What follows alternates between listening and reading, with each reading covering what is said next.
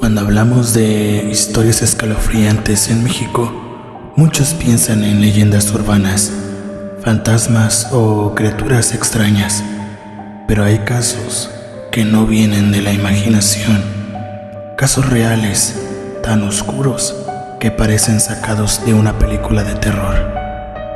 Hoy te contaré la historia de un hombre que no mataba, pero ayudó a desaparecer a cientos de personas. Una historia que sacudió a todo el país y reveló el método brutal usado por el crimen organizado. Esta es la historia del El Pozolero. A finales de los años 90 e inicios de los 2000, Tijuana vivía una de sus épocas más violentas. La ciudad era clave para el tráfico de drogas hacia Estados Unidos, y esa posición estratégica desató una guerra brutal entre cárteles. Durante esa época, las desapariciones aumentaron de forma alarmante. Familias enteras buscaban a sus seres queridos sin obtener respuestas. Los enfrentamientos, secuestros y ejecuciones eran constantes. En medio de ese caos, surgió una figura poco conocida por la población, pero muy temida entre quienes sabían lo que hacía. Santiago Meza López era un hombre de apariencia común. Trabajaba como albañil y mecánico. No tenía una educación destacada ni era un sicario armado. Sin embargo, fue reclutado por un cártel para una tarea muy específica: deshacerse de cuerpos.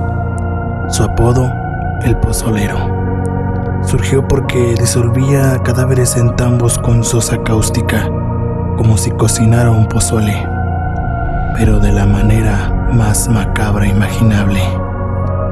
Él no asesinaba directamente según sus propias declaraciones, pero era parte fundamental de la cadena criminal.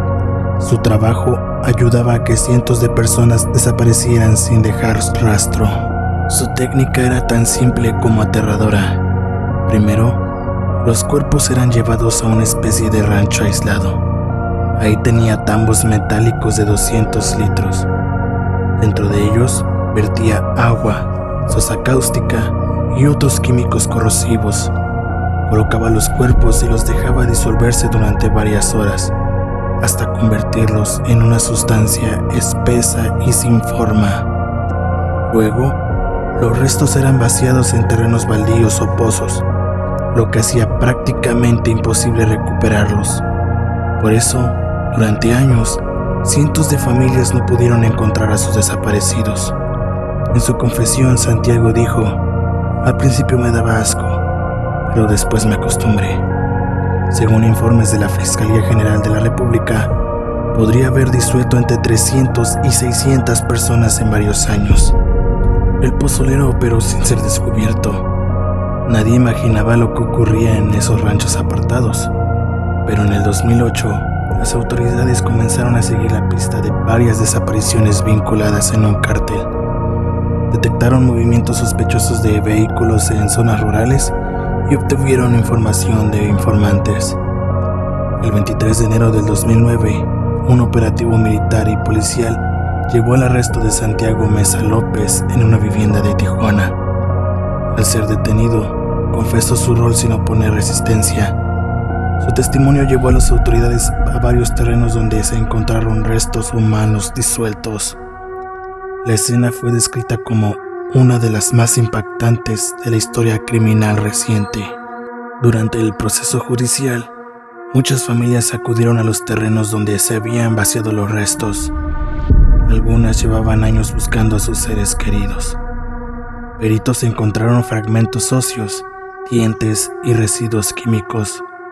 Fue un trabajo muy difícil de identificar a las víctimas, porque la sosa cáustica destruye casi toda la evidencia.